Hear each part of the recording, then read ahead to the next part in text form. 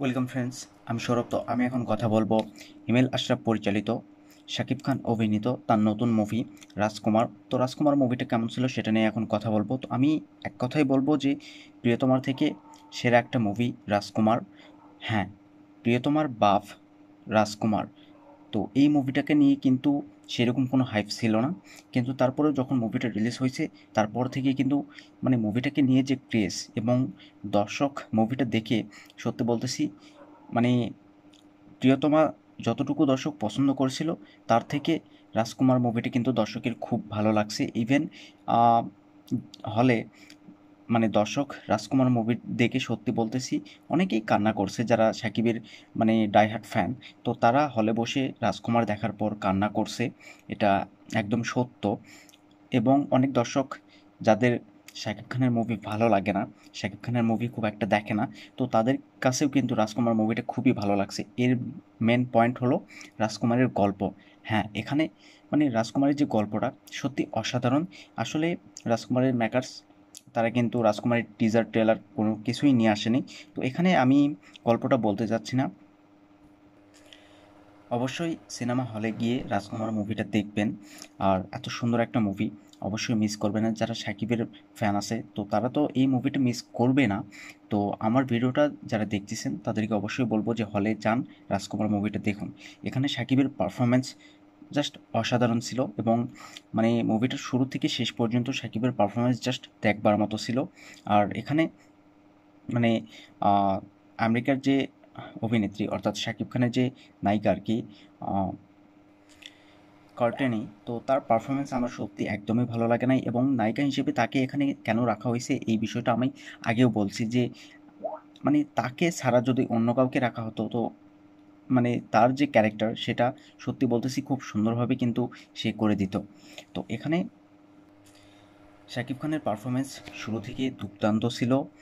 এবং মাহিয়া মাহির একটা ক্যারেক্টার আছে, জাস্ট দেখবেন।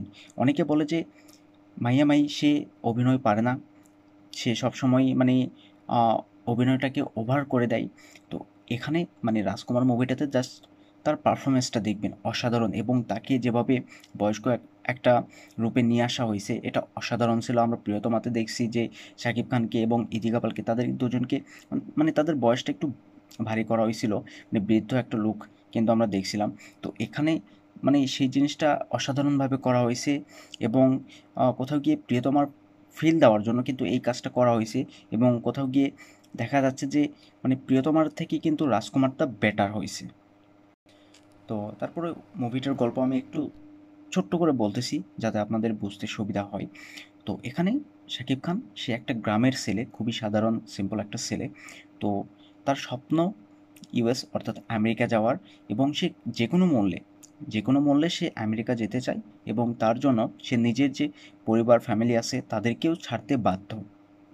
তো শাকিব খান কী কারণে আমেরিকাতে যাওয়ার জন্য এতটা মানে পাগল, এবং নায়িকার সঙ্গে মানে কর্টিনির সঙ্গে কিভাবে তার পরিচয়, আহ, কিভাবে তাদের দেখা বা তাদের প্রেম কাহিনী কিভাবে শুরু, তো এই প্রত্যেকটা বিষয় আসলে রহস্যজনক।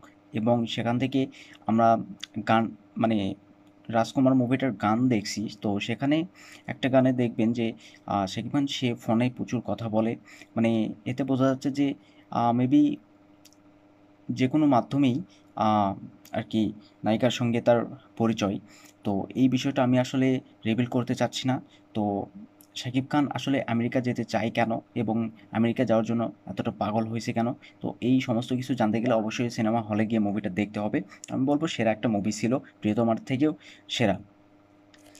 তো রাজকুমার মুভিটাতে সবচেয়ে যেটা বেশি ভালো লাগছে আমার সেটা হলো কি, যে রাজকুমার মুভিটার গল্প মানে মেন পয়েন্ট যেটা, তো সেটাকে ধরেই কিন্তু মুভিটার গল্পটা এগিয়েছে। এবং কোথাও গিয়ে আননেসেসারি কোনো কিছু দেখানো হয়নি বা অযথা কোনো সময় নষ্ট করা হয়নি। আমরা প্রিয়তমাতে দেখছি যে প্রিয়তমা একটা রোমান্টিক মুভি হওয়া সত্ত্বেও মানে আহ, প্রায় 2 ঘন্টার মতো সেখানে অনেক কিছু দেখানো হয়। এবং শেষ 30 মিনিট কিন্তু সেই মুভিটা রোমান্টিক ছিল আর কি।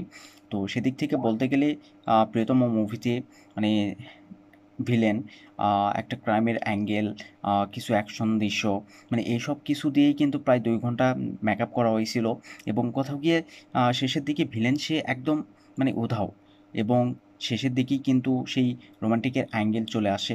তো সেখানে শাকিবের পারফরমেন্স দুর্দান্ত ছিল, ইদিকা পাল সেও একদম ফাটিয়ে দিয়েছে। তো এ অপরদিকে রাজকুমার, তো রাজকুমার মুভিটাতে এইবার কিন্তু তারা সেই ভুলটাকে করে নাই। এবার তার গল্পটাকে আহ, মানে প্রাধান্য দিয়ে অর্থাৎ গল্পটাকেই ধরে সামনের দিকে এগিয়েছে, যার কারণে এই মুভিটা দর্শককে কানেক্ট করে রাখতে একদম সার্থক। তো যেহেতু মানে মুভিটার গল্পই মেন এবং গল্পর যে বিষয়বস্তু সেটাকে ধরেই সামনের দিকে এগোই, তো কোথাও গিয়ে এই মুভিটা দর্শককে কখনোই বোরিং ফিল করাবে না এবং দর্শককে এঙ্গেজিং করে রাখবে। আর প্রিয়তমা যদিও অনেকেরই বোরিং লাগছে আর কি, তো সেখান থেকে রাজকুমার মুভিটা অবশ্যই তার কাছে সেরা মনে হবে, সেরা লাগবে। আর রাজকুমার মুভি সত্যি বলতে মানে প্রিয়তমার থেকে অনেক অনেক অনেক গুণ সেরা হয়েছে। তো এই মুভিটাতে শাকিব খানের পারফরমেন্স আমার খুবই ভালো লাগছে এবং সে একটা গ্রামের ছেলে, মানে চঞ্চল টাইপের এবং একটু দুষ্ট ছিল আর কি। তো সেখানে তার যে ক্যারেক্টার সে এত সুন্দরভাবে মানে করছে, যেখানে যদিও শাকিব খানের বয়স হয়েছে, তাকে একটু বয়স্ক বয়স্ক মনে হয়, কিন্তু তার পারফরমেন্স দিয়ে কিন্তু সে সেই বিষয়টাকে একদম ওভারকাম করছে। তো তাকে মানে তার যে পারফরমেন্সটা, তাকে কিন্তু বয়স্ক মনে হবে না এবং যেভাবে তার পারফরমেন্সটা আমরা দেখতে পেয়েছি মুভিটাতে, সেখানে সত্যি বলতেছি সেরা একটা পারফরমেন্স ছিল।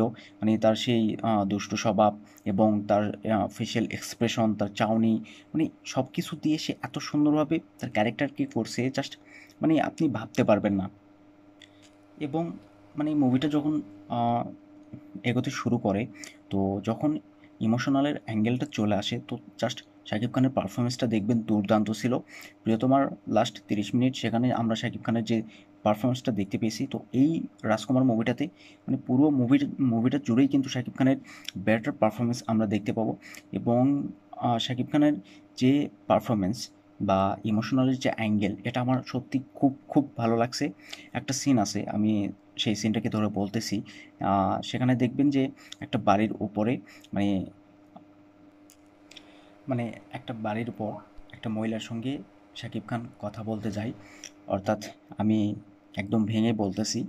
তো সেই বাড়িতে কিন্তু শাকিব খানের মা, অর্থাৎ মাইয়া মায়ের যে ক্যারেক্টার, বৃদ্ধ ক্যারেক্টার, তো সেই আহ, মাইয়া মায়ের সঙ্গে কিন্তু শাকিব খান কথা বলতে যায় এবং সেখানে আহ, পরবর্তী সিনে মানে শাকিব খান কিন্তু আঘাত পেয়ে যখন কষ্ট পাচ্ছে এবং তখন কিন্তু শাকিব খানের মা মানে মাইয়া মাই সে ঘর থেকে বেরিয়ে আসতেছে এবং শাকিব খান সে মানে ইভেন কান্না করতেছে এবং সেখানে সেই সিনেই কিন্তু সে আবার হাসতেছে তার মাকে দেখে।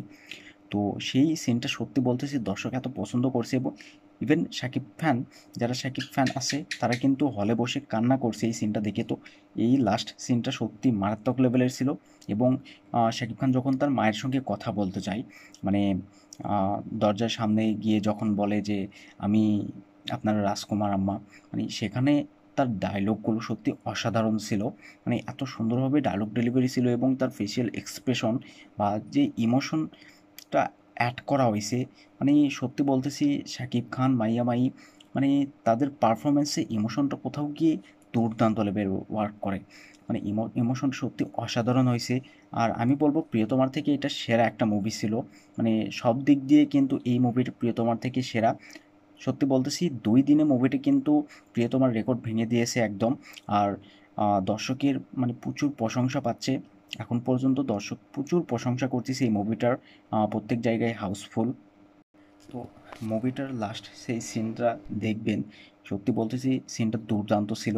আর আমার মতে প্রিয়তমার টিজার ট্রেলার আনলে আরও বেটার হতো এবং মাহিয়া মায়ের যে লুক, বৃদ্ধ লোক, তো তাকে এত সুন্দরভাবে বৃদ্ধ লোকটা দেওয়া হয়েছে সেটা কোথাও গিয়ে রিয়েলিস্টিক মনে হয়। আর মাহিয়া মায়ের যদি কোনো পোস্টার নিয়ে আসা হতো তাহলে সেটা কিন্তু কোথাও গিয়ে আরও বেশি ভালো হতো এবং মুভিটার হাইপ আরও বাড়তো। তো সেখানে মানে প্রত্যেকের মধ্যে একটা রহস্য থেকে যেত যে মাহিয়া মায়ের যে ক্যারেক্টার, মানে সে আসলে শাকিব খানের সাথে সাথে তার কী সম্পর্ক, এই জিনিসটা দর্শক না জানা পর্যন্ত মানে পোস্টার দেখে তখন কিন্তু মুভিটার হাইপ আরও বেড়ে যেত।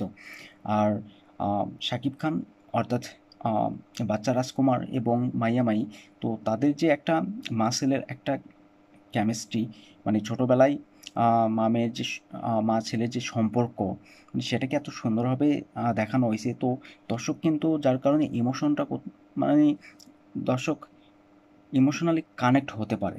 ইমোশনটা কিন্তু দর্শককে কানেক্ট করতে পারে এবং কোথাও গিয়ে দর্শক সেই ইমোশনটা ফিল করতে পারে, যার জন্য মুভিটা এত ওয়ার্ক করছে। মানে শাকিব খান তারা কিন্তু হলে বসে কান্না করছে এবং মুভিটা দেখার পর হল থেকে বেরিয়ে প্রত্যেকটা দর্শক রাজকুমারের প্রশংসা করতেছে।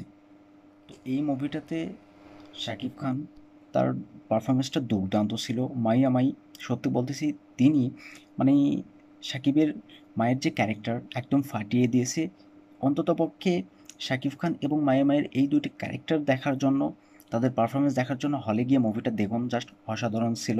মানে আমরা জানি প্রিয়তমার থেকে রাজকুমারের বাজেটটা অনেক বেশি এবং এই জন্য কিন্তু রাজকুমারের লুক অ্যান্ড ফিল খুব সুন্দর, মুভিটা দেখতে বেশ ভালো লাগে। আর যে গানগুলো রিলিজ করা হয়েছে, গানগুলো কিন্তু মানে দর্শকের ভালো লাগছে এবং দর্শক কিন্তু গানগুলো নিয়ে সমালোচনা করছে। তো কোথাও গিয়ে মুভিটাতে যখন গানগুলো আসে, দর্শক গানগুলো দেখে শোনে, তখন কিন্তু দর্শক এই জিনিসটা নিয়ে প্রশংসা করছে। হ্যাঁ, দর্শক গানগুলো নিয়েও প্রশংসা করছে। তো প্রিয়তম মুভি সত্যি বলতেছি এখন পর্যন্ত জাস্ট হাউসফুল যাচ্ছে এবং ২ দিনে যে রেকর্ড করছে এটা সত্যি অবিশ্বাস্য। আর আমি বলব প্রিয়তমার থেকে রাজকুমার এই মুভিটা কিন্তু সেরা একটা মুভি হইছে। এবং সরি, আমি রাজকুমারের জায়গায় প্রিয়তমার নাম নিয়েছি। তো যাই হোক, রাজকুমার কিন্তু ২ দিনে দুর্দান্ত রেকর্ড এবং দর্শকের যে প্রশংসা, সত্যি বলতেছি মুভিটা আমারও বেশ ভালো লাগছে এবং শাকিব খানের পারফরমেন্স, মানে এইরকম পারফরমেন্স আমি কখনোই আশা করি নাই রাজকুমার মুভিটা থেকে।